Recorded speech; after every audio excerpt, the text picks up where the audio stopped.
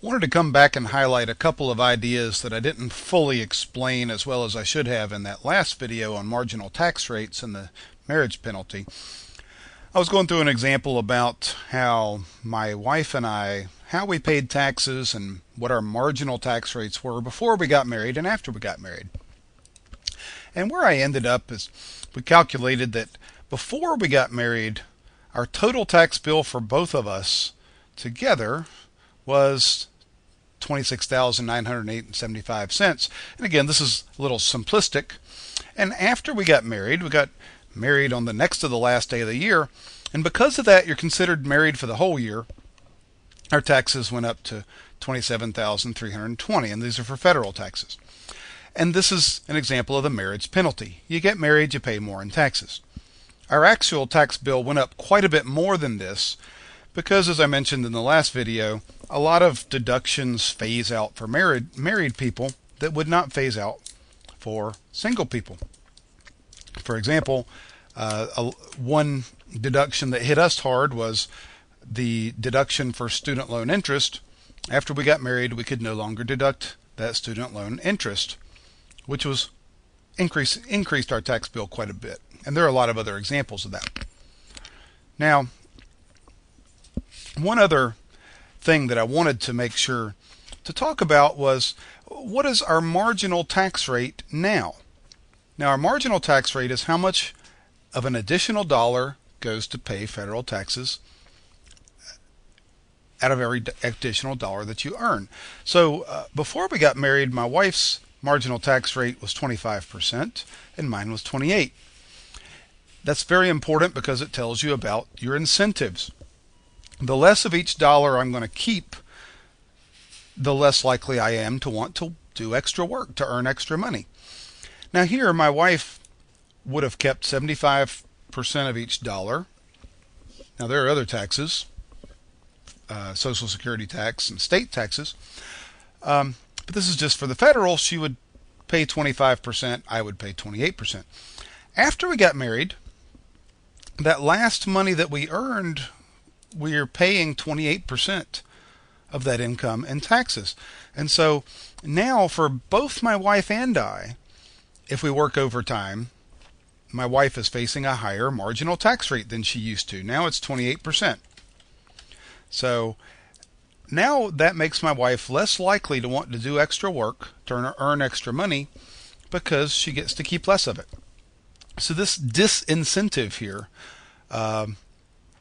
is an important thing that microeconomists look at, because the higher your marginal tax rate, the less eager you are to work to earn extra money. Something else I didn't do in that last video is calculate our average tax rate. Before we got married, on average, my wife paid 13.6% of her income in taxes on average. So on average per dollar, 13.6%, and I paid a little over 20%. After we got married, our average tax rate is just total taxes divided by total income times 100. So let me do that in Excel here. Equals total taxes divided by 150,000 times 100. And that's not $18. That should actually be 18%. Excel is messing with me here. Just a second. Okay, I got rid of the dollar sign. So this is saying that now that we're married, combined 18.21% of our money goes to the federal government to pay federal income taxes. So it's kind of in between these two numbers that we used to pay before we got married. Her 13 and my 20%. Now, I also wanted to talk about a couple of things. When you talk about taxes, we briefly discussed progressive, regressive, and proportional taxes. We also want to talk about whether the tax system is fair or not. So, is this kind of tax system fair? 4 ideas that we use to talk about whether a tax system is fair. Item number 1, the ability to pay principle. This is simply the principle that says someone who has more money should pay more dollars total in taxes. So something that would be consistent with the ability to pay principle would be if I earn $50,000, maybe I should pay $2,000 in taxes. But if somebody else earns $70,000, they should pay, I don't know, something higher, $2,100 in taxes, right? These numbers are consistent with the ability to pay principle. If you have more money, you have a higher ability to pay, you should pay more in taxes. Now, this is a separate consideration from progressive, proportional, or regressive.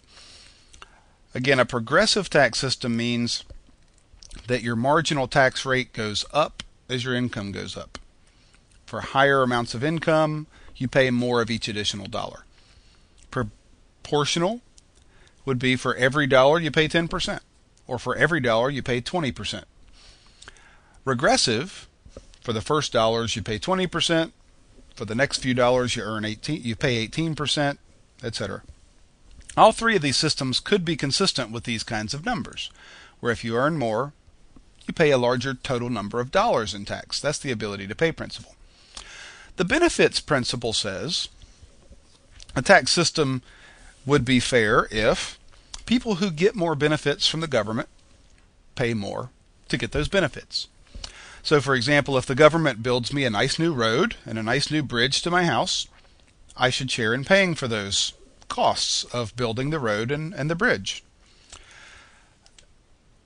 These two principles sometimes are at odds of each other, though, the ability to pay and the benefits principle, because one thing that the government does is help people who are starving or help people who don't have any money. So the people who get the benefits of welfare, of food stamps, of unemployment insurance, those people get the benefits, but they don't pay more to get the benefits. Why don't they pay more? Because, well, the ability to pay principle is also important to think of.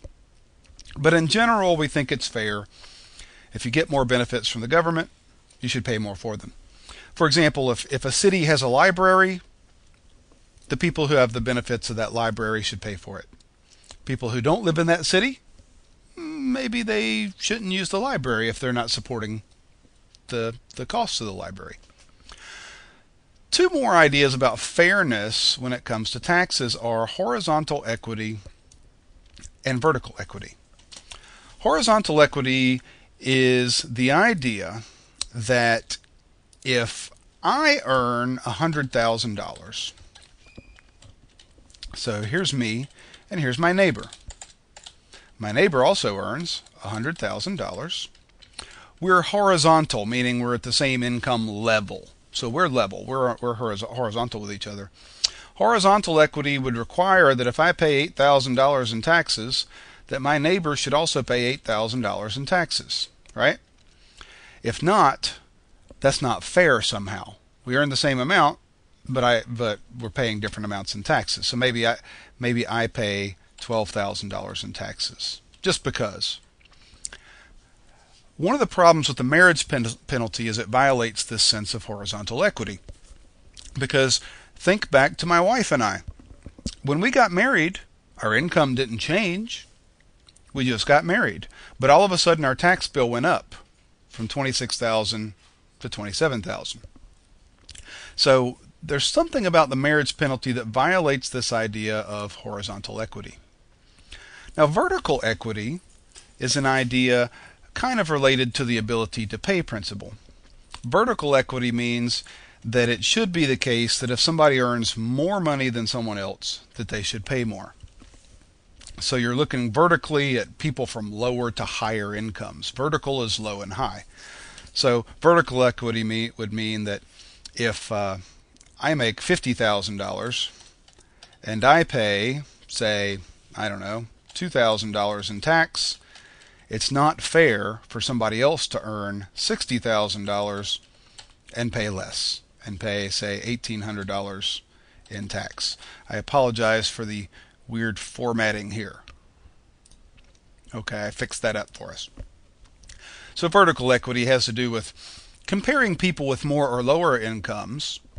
This is not fair that someone earns more but pays less.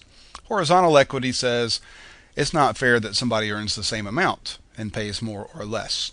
So that violates a sense of fairness or equity in some way. So I hope that you've used this example to understand a little bit about where the marriage penalty comes from and why some people don't consider it to be very fair.